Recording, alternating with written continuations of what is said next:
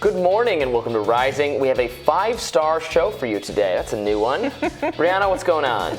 Well, Ken Klippenstein will join to discuss the latest on Saudi Arabia's oil war with the U.S. Plus, we'll get into climate change policy with Michael Schellenberger. But first, new consumer price index data set to be released today will show that inflation is not going away. However, there are some signs of relief. According to the New York Times, overall inflation is expected to have climbed 0.2% in September. That's faster than the previous month's reading, but slower than some of the massive gains made earlier this year. Social Security beneficiaries can expect to receive the biggest increase in benefits in over 40 years due to inflation. The cost of living adjustment for 2023 will be announced soon, but is expected to be around 8.7%, according to CNBC. Earlier this week, Treasury Secretary Janet Yellen dismissed concerns about the economy and told CNBC that all things considered, the U.S. is doing very well. With high inflation and tightening monetary policy in many advanced countries, emerging markets from really all of these factors are suffering many stresses. So there's a lot to talk about. But from the perspective of the United States, I think the United States is doing very well. So I don't know here. This is a kind of very creative spin on the news. I saw that Ron Klain, White House Chief of Staff, tweeted, for the first time in a decade, Social Security benefits will go up while Medicare premiums going down. So seniors getting ahead on inflation, like this bump. Woo. Like Social Security benefits are going up because of skyrocketing inflation.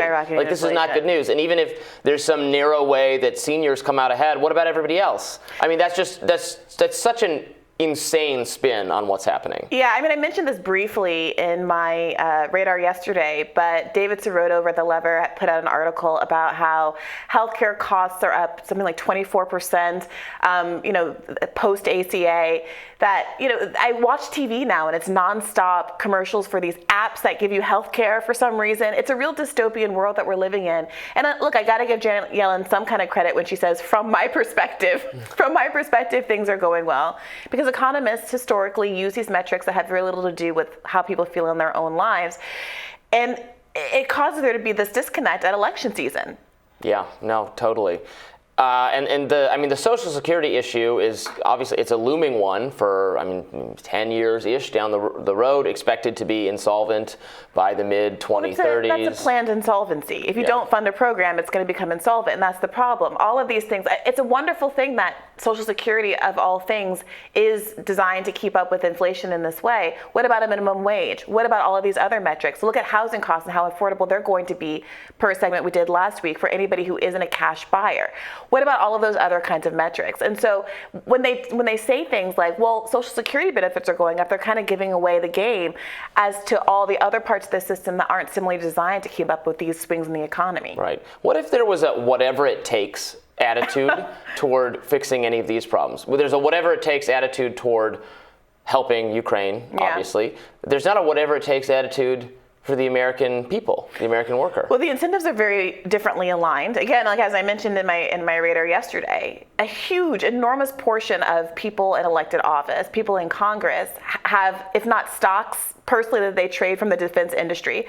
Alternatively, take a ton of money from the defense industry to get into office in the first place.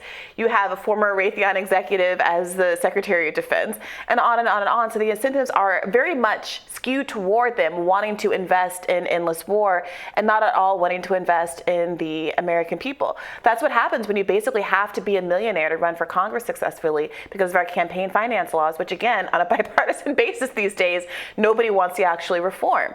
I sound like a broken record, but every problem does tend to trickle back to these same fundamental issues. And it is not an accident that you get this disconnect. Yeah, I'm less persuaded always that it's direct. Obviously, there are direct financial incentives at play.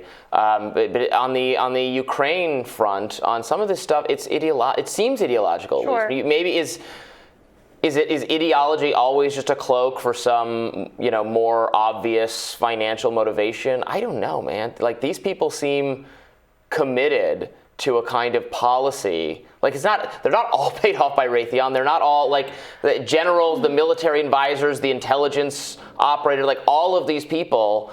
It's not. Well, the people who are part of the war machine have an obvious kind of professional incentive to enjoy the benefits of being used, right?